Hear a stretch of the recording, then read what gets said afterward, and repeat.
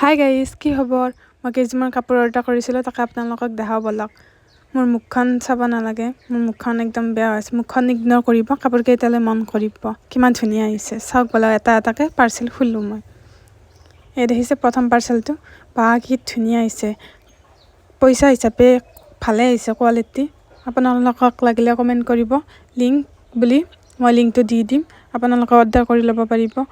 মেটেৰিয়েলটো বহুত ধুনীয়া আহিছে, ছফ্ট একদম। পিন্ধি গৰমৰ দিনত বহুত ভাল লাগে, কিন্তু এতিয়া ঠাণ্ডাৰ দিন, মই এতিয়াই অৰ্ডাৰ কৰিছোঁ, আনাই আছে, অকেজন পোৱা নাই, পিছত পিন্ধিম কেতিয়াবা।